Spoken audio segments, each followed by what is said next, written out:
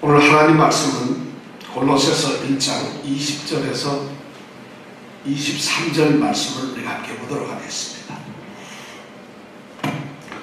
오늘도 이 말씀을 우리가 한 목소리로 다 같이 읽도록 하겠습니다. 그의 십자가의 피로 화평을 이루사 만물 곧 땅에 있는 것들이나 하늘에 있는 것들을 그로 말미암아 자기와 화목해 되기를 기뻐하시니라. 전에 악한 행실로 멀리 떠나 마음으로 원수가 되었던 너희를 이제는 그의 육체의 죽음으로 말미암아 화목해 하사 너희를 거룩하고 흠없고 책망할 것이 없는 자로 그 앞에 세우고자 하셨으니 만일 너희가 믿음에 거하고 터 위에 굳게 서서 너희 들은 바 복음의 소망에서 흔들리지 아니하면 그리하리라. 이 복음은 천하 만민에게 전파된 바요 나 바울은 이 복음의 일꾼이 되었노라. 믿는 사람들은 성탄절이 지나거나 부활절이 지나고 나면 굉장히 공허감에 빠집니다. 어려서 성탄절 때까지는 그냥 어떻게 시간이 가는지 막 너무 즐거웠는데 성탄절이 다 끝나고 나면 왜 그렇게 참 피곤한 게 아니라 너무나 허탈해지고 말더라고요. 부활절이 우리가 지난주에 부활절을 우리가 지냈는데 부활절이 지나고 부활의 감격이 있다면 그 부활절 다음 주에 어때야 될까요? 어때야 되겠어요? 가장 기쁘고 가장 활기차야 되는데 실제로 우리는 부활절이 지나고 나면 다시 또 침울해집니다. 왜냐하면 부활이라고 하는 동산에 갔다가 이제 그 부활이라고 하는 것을 보게 되고 듣게 되고 그리고 그 상황이 끝나게 되면은 이제 그 동산을 가져갔던 짐을 들고 도로 내려옵니다. 그리고 우리의 삶의 자리로 도로 돌아갑니다. 그러니까 부활은 더 이상 우리에게 관계가 없는 것처럼 그리고 우리는 부활이 이제 우리에게서 떠나간 것처럼 생각을 합니다. 아직도 영원히 부활은 우리 가운데 있습니다. 우리 성도들 가운데 지금 부활의 놀라운 역사, 그 부활이 주는 기쁨 그리고 부활이 주는 우리에 대한 확신이 우리 가운데 영원히 있기를 바랍니다. 이것이 바로 신앙인들의 모습이라고 생각이 됩니다. 오늘은 말씀을 들어가기 전에 먼저 세 가지 질문을 먼저 여러분들에게 드려보고 싶습니다. 첫 번째 질문은 아주 중요하면서도 심각한 질문입니다. 여러분들은 하나님의 은혜를 경험해 본 적이 있습니까? 그리고 그 하나님의 은혜를 지금 누리고 있습니까?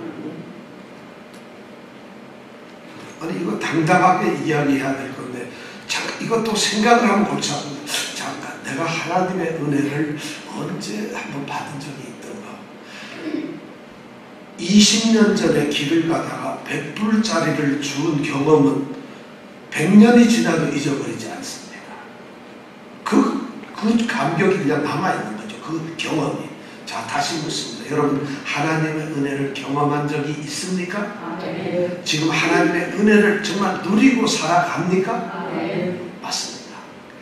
에베소서 2장 8절은 이렇게 말하죠. 너희가 그 은혜를 인하여 믿음으로 말미암아 구원을 얻었나니 이것이 너희에게 난 것이 아니요 하나님의 선물이라.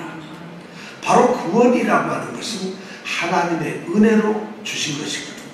그러니까 구원받은 성도들은 하나님의 은혜를 누릴 뿐만 아니라 누리고 있어야 된다는 것이죠. 자, 그렇다면 또 다른 두 번째 질문을 드려보고 싶습니다. 여러분들은 구원을 얻으셨습니까? 구원을 얻으셨습니까? 예, 이렇게 제가 구원을 얻으셨냐고 이런 질문을 드릴 때 먼저 구원을 얻었냐고 이 말씀을 드리면 먼저 우리가 생각해야 될 질문이 있어요. 구원이 뭐지? 구원을 어떻게 받는 거지? 이게 먼저 해답이 나와야 아하 나 구원 얻었구나. 아니 나는 구원을 안 얻은 것 같은데 이렇게 생각을 할 수 있다는 거예요. 자, 구원은 뭔가 도대체? 구원을 어떻게 얻는 것인가? 이것을 생각하면서 다시 묻습니다. 여러분 구원을 얻었습니까? 야무진 성도들. 그런데 사실 구원을 얻었다 이 말씀의 질문에 보다 더 중요한 것은 뭐냐면 복음이 무엇인가 하는 것이에요. 복음이 무엇인가?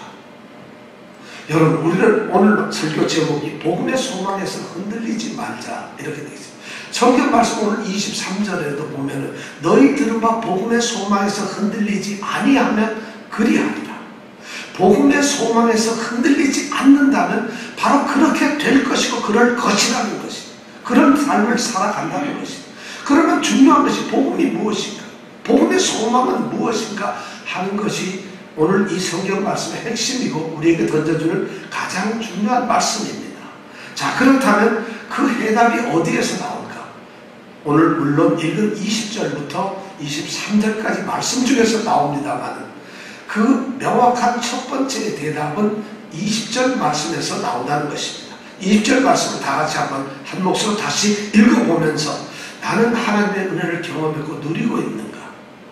내가 구원을 얻었는가? 그리고 복음은 무엇인가 하는 이 세 질문을 20절을 읽으면서 여러분들이 대답을 얻으시기 바랍니다. 자, 20절 다 같이 함께 읽겠습니다.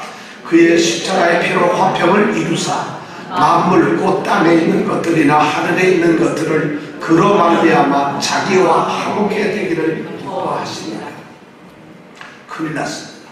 우리는 구원을 얻는다 그러면 뭔가 축복받은 인생이 되어서 경제적으로, 육체적으로 또는 건강하게 또는 삶의 풍요로움 그리고 행복, 가정의 행복 그리고 모든 자녀들, 우리 부모님들, 우리 가정이 정말 아름답게 그리고 내 인생이 활짝 펴있는 이런 것이 뭐냐면 예수님을 우리가 모시고 사니까 이런 것이 구원의 삶이 아닌가 생각을 할 텐데 오늘 말씀해 보니까 건자도 안 나오고 그 다음에 뭐 행자도 안 나오고 복자도 안 나오고 아무것도 안 나와요.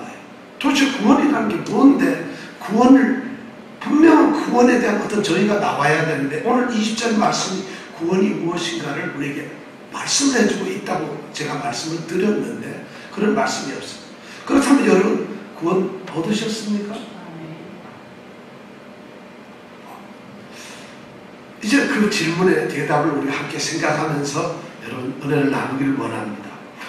오늘 이 말씀 20절의 말씀은 아주 원대한 창세부터 하나님이 꿈꾸고 계셨던 구원의 계획에 대해서 구원의 어떤 역사에 대해서 말씀을 하고 있는 이 구절이 바로 20절 말씀입니다. 오늘 20절 말씀에서 중요한 단어가 두 가지가 나옵니다. 그의 십자가의 피로 화평을 이루었다. 화평을 이루사 하는 말이 나옵니다. 그리고 그로 말미암아 자기와 화목해 되기를 기뻐하시느라 화목해 되다는 말이 나옵니다. 화평을 이루사 화목해 되기를 이 말이 우리에게 굉장히 의미 있게 다가온다는 것이죠. 여러분 화평을 이루셨나요? 화목되셨나요? 이것이 너무 중요한 말이에요. 그런데 이런 말을 성경에 썼다는 것은 먼저 어떤 전제가 필요하다는 것입니다.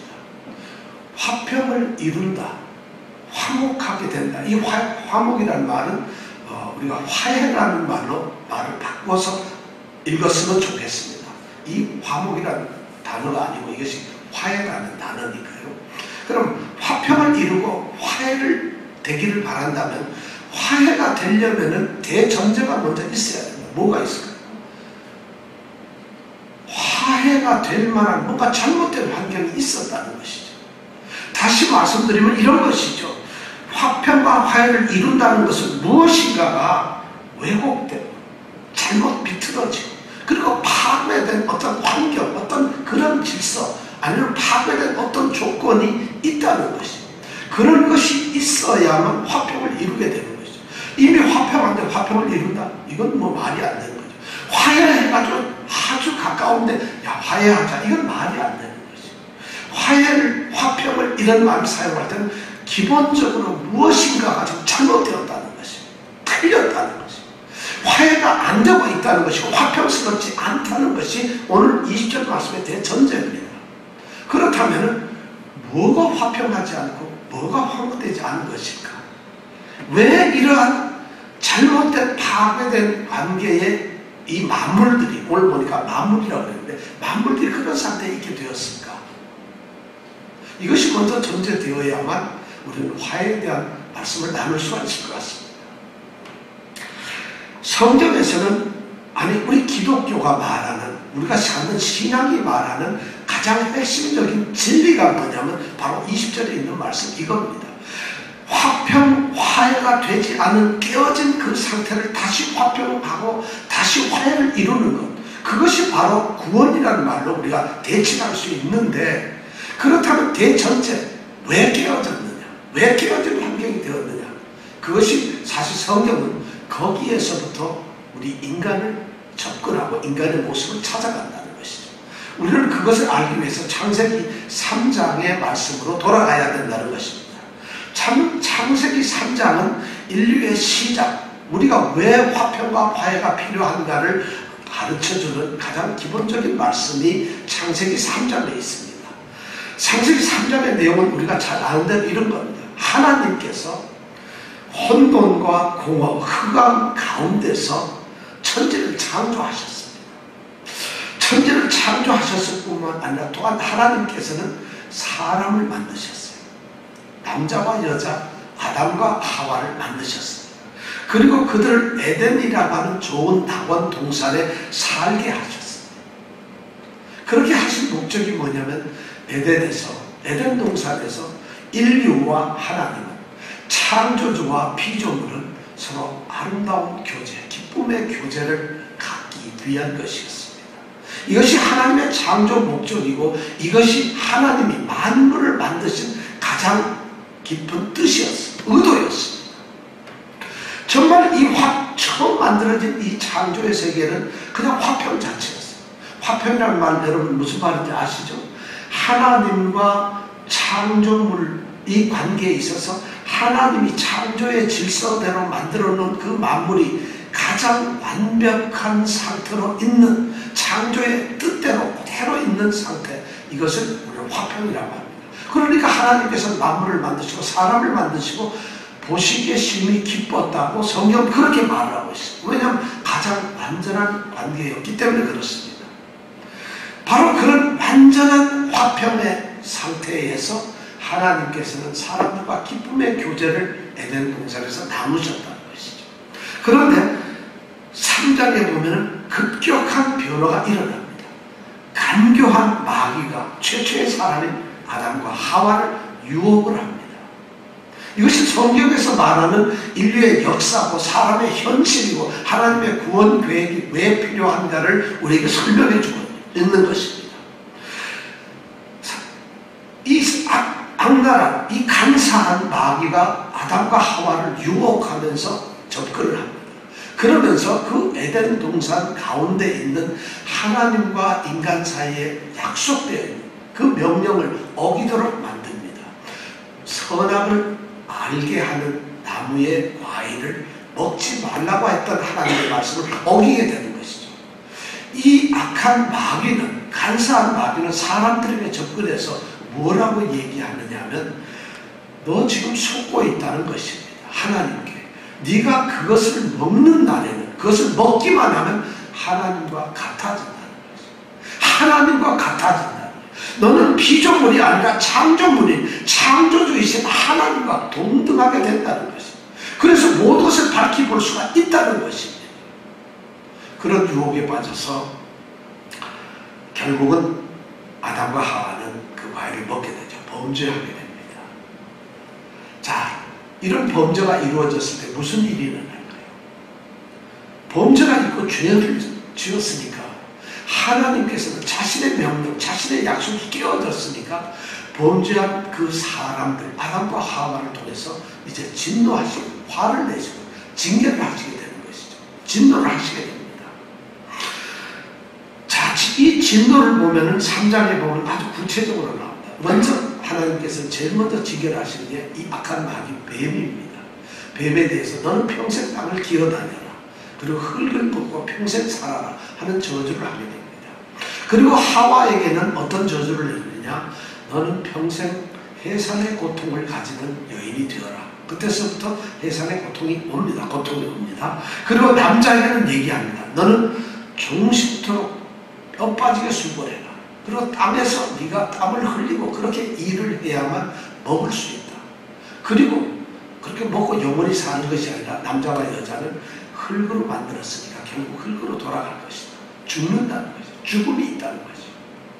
그뿐만 아니라 하나님은 또 징계 하나 더 못해요. 땅을 향해서, 이 천지를 향해서 또 하나님은 진노하십니다. 땅은 가시덤불과 엉겅퀴를 내려라. 그렇게 저주를 합니다. 그래서 이 땅에 지어진 모든 만물들이 인간의 범죄를 인해서 하나님의 진노하신 가운데 있게 됩니다. 이것이 바로 화평이 깨어지고 화해 관계가 깨어진 상태라는 것이죠. 인간의 역사, 사람과 하나님, 하나님과 피조물 사이의 관계가 바로 이렇게 성경은 되어 있다고 전제를 하는 겁니다. 우리가 기독교를, 예수를 믿는 그 하나님을 섬기는 이러한 모든 우리의 신앙의 대전제는 하나님과의 관계가 깨어져 있는 상태에 있는 사람들이 우리라는 것이. 그렇다면 여기서 중요한 게 화평을 이루사 화목해 하신다는, 화해를 이룬다는 그 말의 의미가 너무 이제 나타나는데 중요하게 됩니다.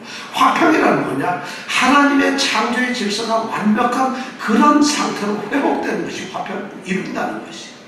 화해를 이룬다는 것은 뭐냐? 하나님의 진노 관계 때문에 그들이 불편해, 하나님과 인간, 하나님과 피조물 관계가 불편한 상태에 있는데 그것이 다시 하나님이 진노를 풀으시고, 하나님이 진노하심을 풀으시고 천지 만물 이 세상과 다시 기쁨의 교제를 갖는, 회복하게 되는, 이것을 화해하게 한다, 이런 말로 우리가 씁니다.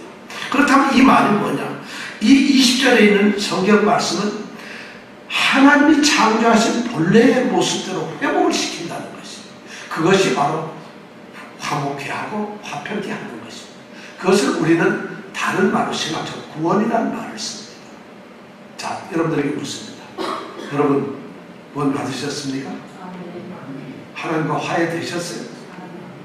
하나님과 기쁨의 교제를 갖는다면 묻습니다. 하루에 하나님 몇 번 생각하세요? 몇 번 생각합니다. 에덴 동산에 있는 아담과 하와는, 피조된 이 아담과 하와는 하루 종일에 일도 하나님을 떠난 적이 없었어요. 그런 것이 화평의 관계고 화해의 관계였어요. 다시 묻습니다. 여러분 구원 얻으셨습니까? 그렇다면 하나님의 관계가 화해됐습니까? 그럼 하나님 얼마나 생각하십니까? 많이요. 그렇죠. 2분보다는 3분이 많이죠. 아침보다는 아침 저녁 생각하는 게 더 훨씬 많이죠.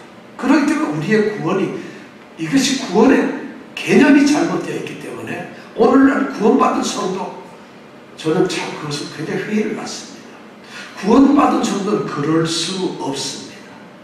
그럴 수가 없어요. 구원을 모르거나 구원을 안 받았거나 구원과 관계없는 사람이기 때문에 그렇다는 것이. 구원받은 성도는 그럴 수가 없습니다. 교회는 바로 구원받은 성도들이 모인 곳인데, 성도들이 집합체고 바로 교회가 성도고 성도가 교회라면 교회는 그럴 수가 없죠. 성도는 그럴 수가 없죠. 이것이 바로 하나님의 구원 계획이신다는 것이죠. 화해를 다시 이루는 것, 화평을 다시 회복시키는 것, 이것이 바로 구원이고, 하나님께서는 징계를 하시면서 그런 구원을 원하셨다는 것이죠. 회복을 원하셨다는 것이죠. 자, 그렇다면 그 회복이 어떻게 될 수 있을까요? 어떻게 우리가 화목하게 될 수 있고 화평을 이룰 수가 있을까요? 오늘 말씀해 보니까 그 십자가의 피로 화평을 이루었다. 그 십자가의 피로. 그리고 중간에 보니까 그로 말미암아 자기와 화목해 되기를 기뻐하신다. 그렇다면 그로 말미암아 그 십자가의 피로, 여기서 그라는 건 누굴까요? 바로 예수 그리스도. 하나님께서는 말이죠, 이러한 왜곡된 상태, 깨어진 관계를 그대로 두시는 것을 원치 않으셨어요. 이것이 기독교의, 이제 하나님이 우리 사람들과의 관계를 맺는 창조로서 맺었지만 이제는 새로운 창조로 하나님이 우리와 관계를 맺게 되신다는 것이죠. 자, 이제 하나님께서는 하나님과 죄인 사이의 관계, 이 죄인과의 관계에서 다시 교제가 회복되도록 하나님께서 그 방법을 이미 준비하고 계셨다는 것이죠. 여기서 기뻐하셨다는 얘기는 하나님이 뜻하셨다, 의도하셔 마음속에 생각을 하셨다는 것입니다. 하나님은 진노하셔서 만물을 진노하심으로 말미암아 징계하셨지만 그들을 회복하기를 이미 계획하고 계셨다는 것이 놀랍죠. 좀 엉뚱하지 않아요? 화를 냈으면 그냥 그걸로 끝내야 되는데 그럴 수가 없는 것이 하나님은 이미 만물이 그렇게 죄악 속에 저주 속에 떨어졌는데 그것이 다시 회복되기를 자신이 진노를 내리시고 다시 원하셨다. 그래서 회복을 그런 것을 어떻게 해서 구원 계획이라고 하나님의 구속과 경륜이라고 합니다. 하나님은 그것을 이미 마음속에 계셨어요. 그래서 구약에 보면은 그런 것을 가능케 하기 위해서 제사를 드리게 됩니다. 제사 제도가 하나님께서 주셨어요.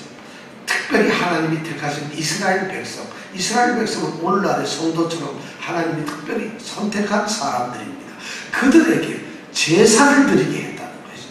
그래서 제사를 통해서 그 진노하심을 푸시려고 하는 방법으로 그들에게 주셨다는 것이죠. 근데 그 제사의 방법이 뭐냐? 짐승의 피를 드리는 것이에요.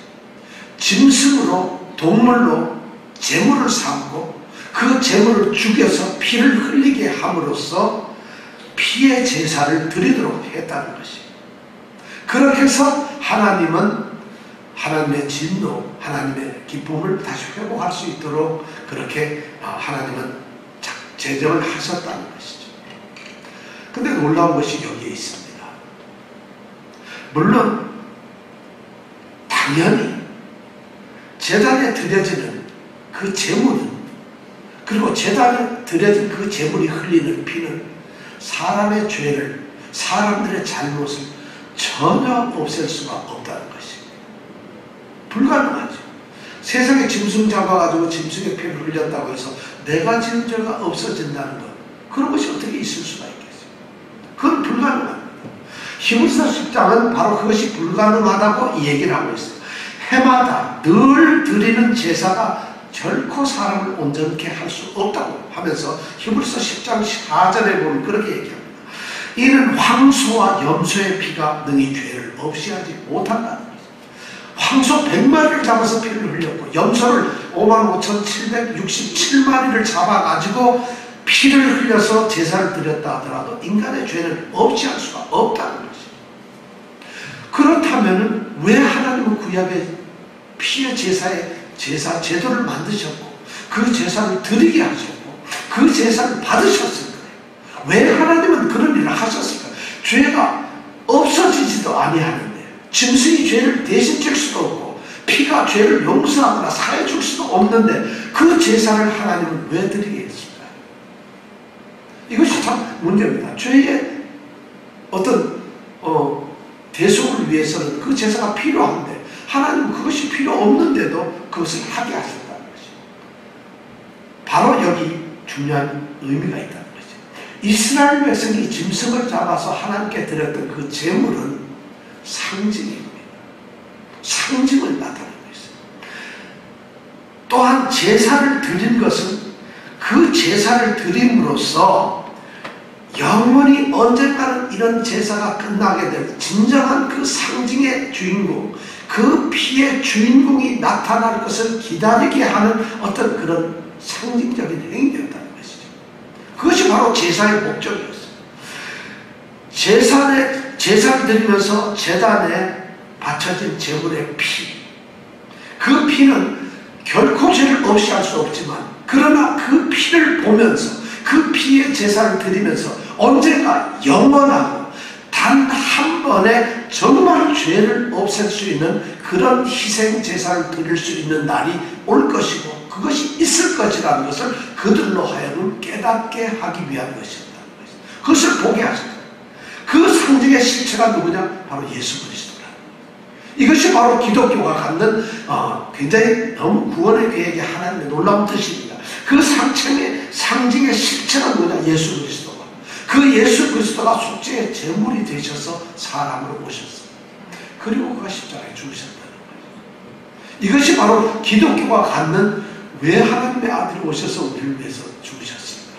우리는 왜 죄인인가? 우리는 죄를 어떻게 없이 할 수 있는가 하는 구원의 이야기가 여기에 나와 있습니다. 자, 그렇다면 이제 하나님께서는 속죄를 하기 위해서, 죄를 없애고 관계를 회복시키기 위해서 자신의 아들을 주셨습니다. 자신의 아들을 주셨습니다. 이것이 뭐냐? 바로 사랑이라는 것입니다. 하나님은 관계를 회복하기 위한 계획을 가지셨고 그 계획을 실천하시는데 그 실천의 가장 큰 이유가, 근거가 뭐냐면 사랑이었다는 것입니다.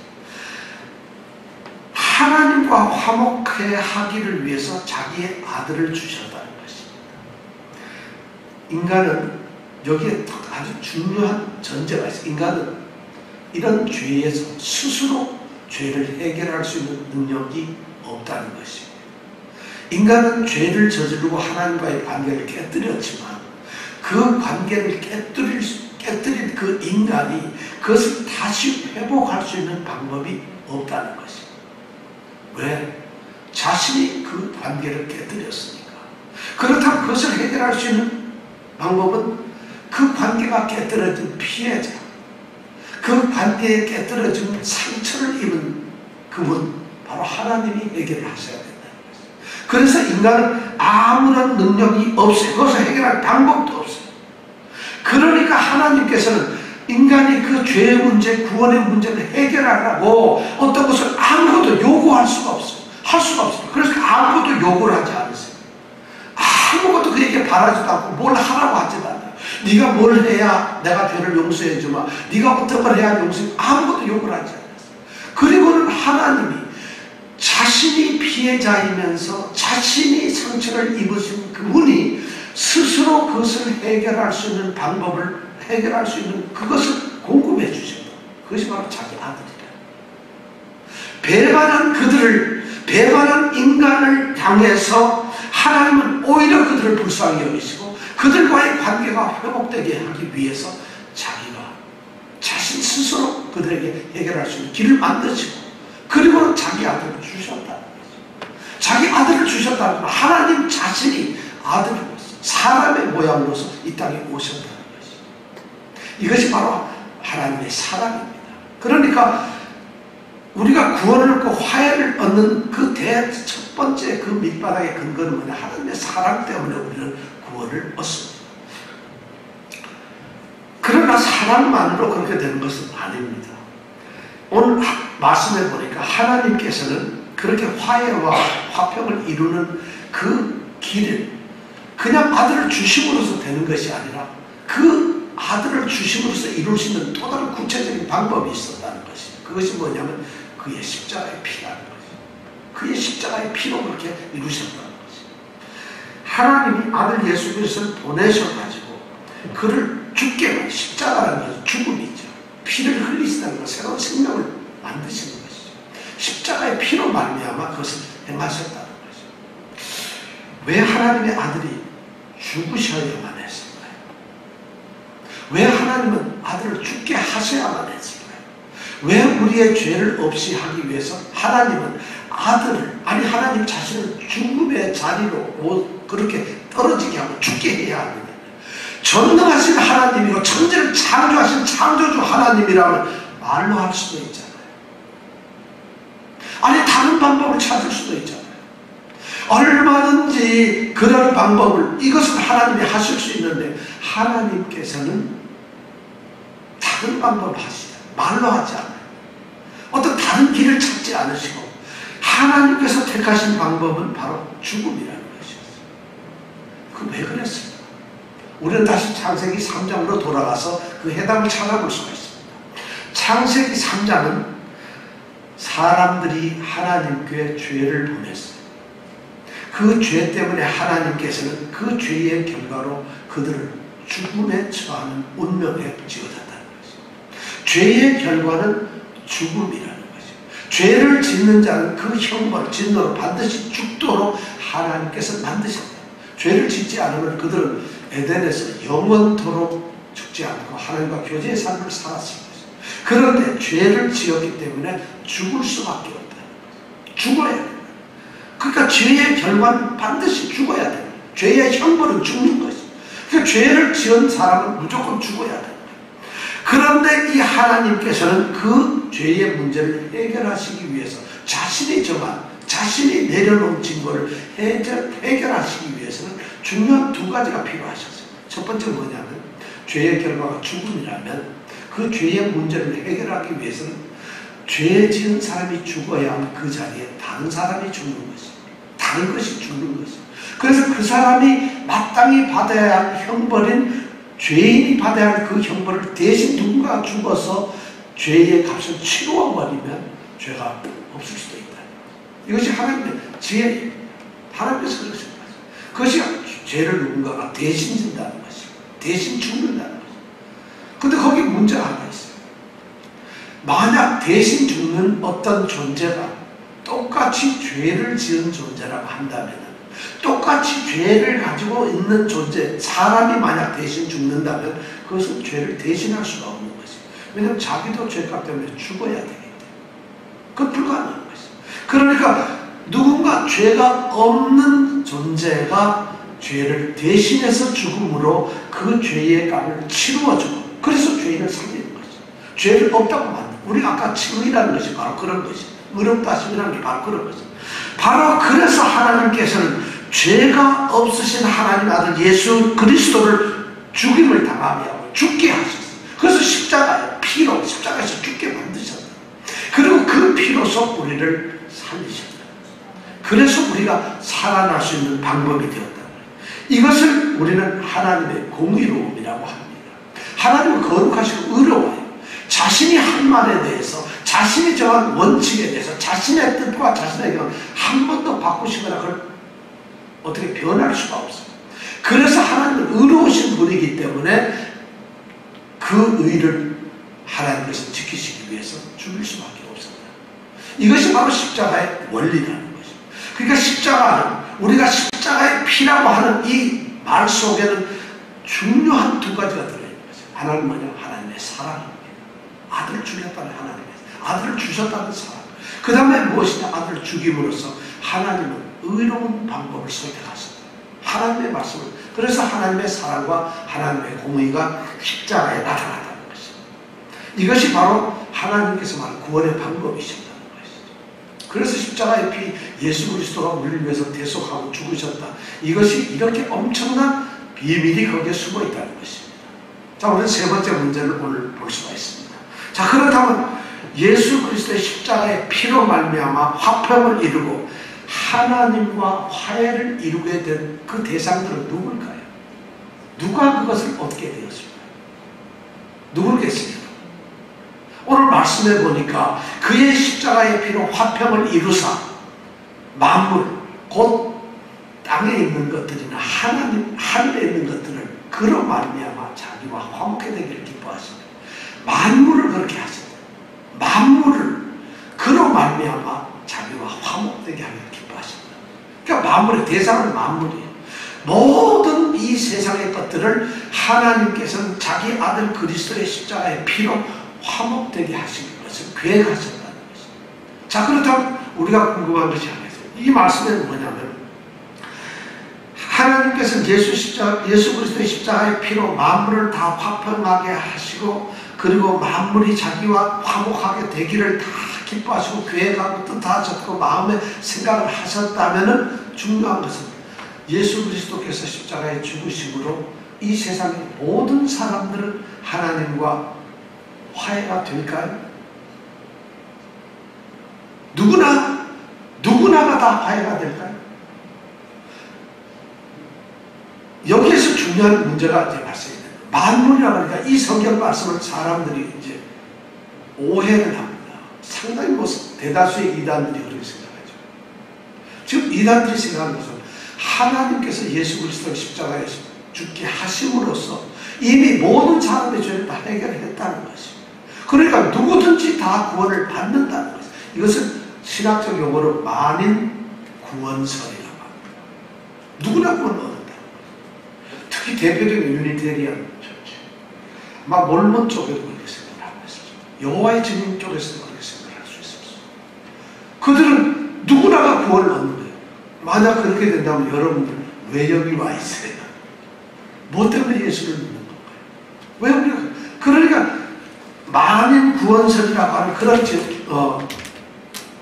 엉뚱한 그런 주장을 내세우면서 바로 이 구절을 갖다 대는 겁니다. 그의 십자가의 피로 말미암아 화평케 했다. 그래서 만물을 화목케 했다. 이렇게 말씀을 합니다. 무조건 화해가 된다.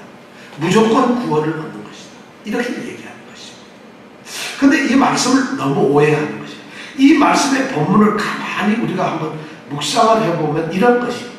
죄인들이 무조건 화해, 구원을 받았다는 것을 지금 말하고 있는 것은 결코 아닙니다. 가만히 보면은 예수 그리스도의 십자가의 그 피가 어떤 것을 가져오는가를 지금 이야기하고 있어요. 그의 십자가의 피가 화평을 가져옵니다. 그의 십자가의 피가 뭘 가져오냐면 화평을 가져오고 화해를 가져오는 것이죠. 가져오는 그러니까 십자가의 피는 어떤 결과를 가져온다는 것을 지금 말씀하고 있는 것이지 그의 십자가의 피가 다 구원을 했다 이런 말을 하고 있는 것이 아니라는 것이죠. 그건 하나의 수단이라는 거예요. 그래서 물론 예수님은 만물의 주권자이시고 오는 만물의 구원자가 틀림없지만은 하나님께서는 그렇게 하셨지만은 이 말씀의 정확한 의미는 뭐냐면 하나님께서는 어떻게 하셨느냐 모든 사람들이 온 우주에게 구원의 방법을 제시하셨어요. 구원의 길, 구원의 수단을 제공해 주셨습니다. 그러니까 이 화해는 제공되었다, 방법이 제공되었다 해서 무조건 다 되는 것이 아니라 그 방법이 제공되고 수단이 제공되었으면 그 제공된 수단을 이용하거나 그것을 받아들인 사람만 구원을 받게 된다는 것이죠. 그래서 그리스도를 구주로 영접한 사람에게만 구원이 주어진다는 것이죠. 화해가 된다는 것이죠. 결코 그렇지 않아요. 그래서 성경 요한복음 3장 16절에도 우리가 잘 알죠. 하나님이 세상을 이처럼 사랑하사 독생자를 주셨습니다. 그러면서 그 다음에 가장 중요한 조건이 뭐냐면 이는 저를 믿는 자마다 세상을 사랑해서 독생자를 줬으니까 아무라도 멸망치 않고 영생을 얻게 하려 하십니다. 이렇게 말을 하시지 않고 이는 저를 믿는 자마다 조건이 있다는 거죠. 바로 이것이 믿음을 갖는 사람. 또 고린도후서 5장 17절에 보니까 누구든지 그리스도 안에 있으면 새로운 피조물이라고 이렇게 말씀합니다. 누구든지 하나님께서 새로 창조한 성도고 전부 다 교회가 아니라 누구든지 새로운 피조물이다 이렇게 말씀을 하지 아니하시고 누구든지 그리스도 안에 있으면 이것이 조건이라고 전제가 되는 것입니다. 하나님은 모든 사람들에게 방법을 제시하셨지만은 그 방법을 받아들인 사람 또 그리스도 안에 있는 자 그를 믿는 자에게만 구원이 주어지고 화해가 주어졌다는 것입니다. 이것이 바로 그러니까 많은 구원설이란 현실적으로 맞지 않아요. 오직 지금 골로새서 2장 15절에 가면 정사와 권세를 벗겨버려 드러나게 하시고 십자가의 피로 승리하셨다 이런 말씀이 나옵니다. 이 세상을 주관했던 어떤 정사들 권세들을 갖다가 전부 다 벗겨버려가지고 부끄럽게 만들어버렸어요. 그리고 십자가에서 완전히 그들을 굴복시키고 정복시켰다 이런 말씀을 하고 있어요. 어떻게 구원을 하고 화해를 해야 되는데 굴복을 시킬 수 있겠어요. 그러니까 믿는 자에게만은 구원을 주신다는 것이죠. 많은 구원설이란 잘못된 것이죠. 근데 많은 구원설이 굉장히 좀 여러분 솔깃하잖아요. 이걸 제일 좋아하는 사람이 누군지 아세요? 죄를 많이 짓는 사람입니다. 죄를 많이 짓는데도 방법이 없으면 다 구원 받는데 얼마나 좋아요. 그리고 더 좋아하는 사람이 누군지 아세요? 돈 많은 사람, 모든 것을 가진 사람, 뭐든지 할 수 있는 사람들. 그들은 제약이 없어요. 아무렇게나 해도 어차피 어떻게 되는데. 그래서 유니테리안 처치에 가면 교인들의 거의 90%가 밀레니얼, 100만자입니다. 미국이나 캐나다에서 가장 잘 사는 상류층 사람들은 거의 유니테리안이에요. 왜냐하면 그 교회가 너무나 달콤해요. 그리고 지질이 가진 것도 없는 우리 같은 사람들, 별볼일도 없는 사람들은 어떻게 만인이 구원을 받느냐? 예수를 믿어야지 구원을 받지. 야무집니다. 여러분 구원을 얻으셨습니까? 야, 이것이 바로 구원이 이렇게 만물에게 주었다. 자, 그렇다면 여기서 만물을 그로 말미암아 자기가 화목하게 한다. 그럼 이 만물 안에는 우리 인간을 포함해서 땅이며 하늘이며 돌이며 나무며 짐승들, 이것도 다 만물 안에 포함될까요? 어떨까요? 그들도 구원을 받고 회복이 돼야 될까요? 어떨까요? 인간만 받아야 될까요? 어떨까요? 오늘 성경 말씀에 보면 만물, 곧 땅에 있는 것들이나 하늘에 있는 것들로 얘기하는 걸로 봐서 땅, 하늘, 이걸 두 자로 말하면 뭐가 되죠? 천지가 돼요. 태초에 하나님이 천지를 창조하신, 바로 이 천지라는 거예요. 땅에 있는 것들, 하늘들 전부 다 누가? 하나님이 창조하신 거죠. 그 만물을 당연히 사람뿐만 아니라 모든 것이 다 포함이 됩니다. 그럼 나무들도, 짐승들도 하나님과 어떻게 돼야 된다면 화해되어야 한다는 거죠. 그게 무슨 말인가? 성경은 로마서 8장 19절에서 22절까지의 말씀에 보면은 바울 사도가 그것을 분명하게 얘기하고 있습니다. 8장 19절에서, 로마서 8장 19절에서 22절을 보면 이렇게 피조물에 고대하는 바는, 피조물이 고대하고 있는 것이, 기다리고 있는 피조물이 고대하는 바는 하나님의 아들들에 나타나는 것이다. 하나님의 자녀들, 다시 말해서 부활하시고 하나님께서 교회를 세우시고 하나님의 아들들을 영원하게 온전하게 하나님께서 완전히 이루시는 그날, 바로 피조물이 고대하는 바는 바로 하나님의 아들들에 나타나는 것이다. 그런데 피조물이, 그 다음에 보면 20절에 보면 피조물이 허무한데 굴복하고 있다. 허무한데 굴복한다는 것은 썩어진다. 허무다는 것은 아무런 소망이 없는데 있다는 피조물. 피조물이 허무한데 굴복하는 것은 자기 뜻이 아니라, 자기 뜻이 결코 아니라, 그러면 오직 굴복해 하셔야 된다. 무언가 피조물들을 그렇게 굴복해, 허무한데 굴복을 해라 이렇게 만드신 분인데, 그것이 바로 하나님이죠. 하나님께서는 아담과 하와가 범죄했을 때 땅을 향해서 저주를 하셨습니다. 땅은 그 당시에 너무나 아름다운 피조물이었는데 그 땅에 가시덤기가, 가시덤불, 엉겅퀴가 자랐다는 거예요. 그것이 하나님 땅에 대한 저주셨다. 그러다 보니까 피조물도 다 허무한데 굴복하게 되고 하나님께서 그렇게 만드셨다.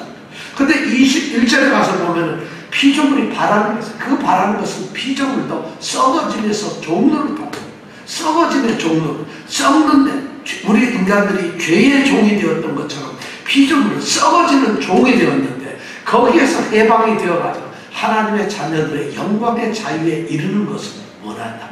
이렇게 로마서 8장 기록을 하고 있어요. 그러면서 8장 22절, 피조물이 다 이제까지 함께 탄식하며 함께 고통하면서 우리가 알고 있다. 이렇게 말씀합니다.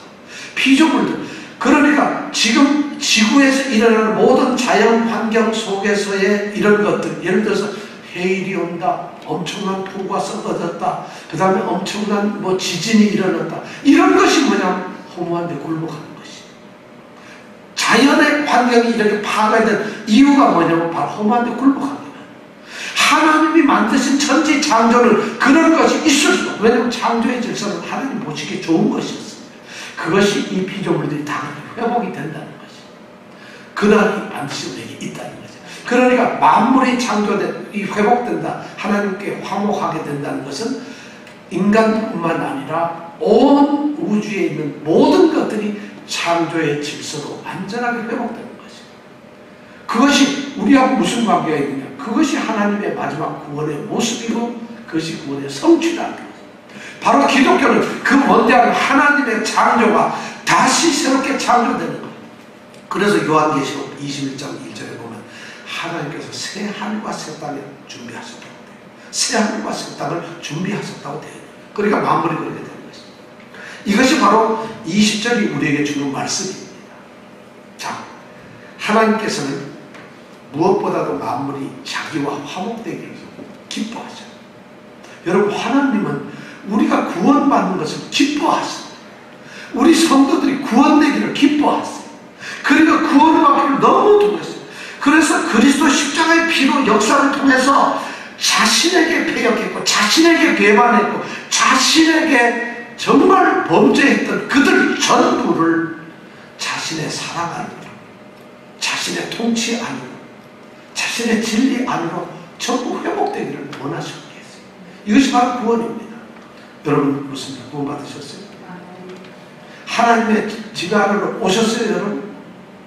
하나님의 집에 안으로 오셨다는 것이 그렇게 값싼, 우리가 구원받은 성도라는 말이 이 진리를 제대로, 기독교에서 이런 걸 제대로 안다고 얘기를 했기 때문에 이것이 뭔 남의 얘기가 아니고 하나님의 이야기처럼 우리는 들었어요. 근데 이것이 바로 하나님이 나를 향해서 생각했었던 하나님의 뜻이고 계획이고 내게 이루어 가시는, 나를 통해서 이루어지는 일이라는 것이에요. 구원이란 바로 내게 이루어진 일이라는 거죠. 그렇다면 여러분, 구원받은 성도들 하나님 어떻게 생각하세요? 매일 생각하세요? 날마다 생각하세요? 정말 회복된 하나님의 관계를 갖고 계세요? 교회가 어떻게 싸울 수 있어요? 교회가 어떻게 분쟁할 수 있어요? 교회가 어떻게 의심을 하고, 어떻게 교회 하나님을 섬기는 예배가 소홀될 수 있고요, 어떻게 하나님과의 관계가 깨어질 수 있어요? 하나님 없이 어떻게 모든 결정이 내 마음대로 될 수가 있습니까? 어떻게 하나님의 뜻이 무엇인지 알지도 못하면서 내가 살아갈 수가 있어요? 그렇다면 하나님의 뜻을 알기 위해서 얼마나 하나님의 말씀이 기록되어 있는 성경을 읽으시나요? 알고 있나요? 목사들만 아는 걸까요? 성경학자들만 성경을 알아야 되나요? 하나님의 뜻을 우리는 몰라도 되는 건가요? 구원받은 성도세요, 여러분? 여러분, 구원받으셨어요? 굉장히 구원이 어렵네, 이제 봤더니. 근데 이것이 하나님의 사랑을 우리에게 주셨다. 바로 이렇게 되돌려 놓는 그 방법을 우리에게 알려주시고, 그게 복음이에요. 여러분, 복음 들고 어디를 갑시다 하는데 난 그분들이 뭘 들고 배낭에 가는지 모르겠어요. 아무리 배낭을 찾아봐도 복음이 그 안에 없더라고요. 아니, 남미의 어느 나라에 가서 애들 손톱 칠해주고 영어 가르쳐주는데 아무리 봐도 그게 복음이 없더라고요. 손톱 칠하는데 무슨 복음이 있겠어요? 복음이라는 게 뭐예요? 너희가 구원할 길이 있다. 그것이 바로 그리스도 예수가 그분의 십자가의 죽음이다. 그분을 통하면 우리가 구원을 얻는다. 이건 그리스도의 일, 그리스도의 사역을, 그리스도 그분을 전하는 것이 바로 복음이에요. 그 복음이 전해졌을 때 우리가 복음을 통해서 얻어지는 것이 구원이라는 거죠. 자, 복음, 구원, 이것을 여러분 알 수가 있죠. 그런데 이것이 이루어진 것이 누구냐? 바로 성도들에게 이루어졌다는 거예요. 부활하신 후에 하나님께서는 성도들에게 바로 이 구원의 일을 이루어졌다는 거예요. 우리 성도들은 이것을 이미 우리에게 성취되고 우리는 구원을 받은 존재들이에요. 그러나 아직도 그 하나님의 구원 외에 회복하심은 아직도 완전히 막 성취가 되고 이루어진 것은 아닙니다. 그래서 그것은 언젠가 이루어지실 것입니다. 그 언젠가 이루어지는 날이 빌립보서 2장 10절 11절에 보면 하늘에 있는 것들과 땅에 있는 자들과 땅 아래에 있는 자들과 모든 무릎을 예수의 이름에 꿇게 하시고 모든 입으로 예수 그리스도를 주라 시인하게 하여 하나님 아버지께 영광을 돌리게 하셨느니라. 이것이 바로 만물이 통치하는 것으로 회복된 그 날입니다. 바로 그 날이 우리에게 있다는 것입니다. 기독교의 위대한 구속의 역사는 바로 창조서부터 이 날이 무릎을 꿇게 되고 그들이 찬양하게 된 그 날이 이루어지는 이 완전한 세계가 바로 구속의 역사입니다. 그 과정에 우리를 선택받은 성도들이고 이미 구속을 누리고 있다는 것입니다. 이것이 성도고 이것이 구원입니다. 여러분들에게 다시 묻습니다. 여러분, 하나님의 은혜 경험했습니까? 지금 누리고 있습니까?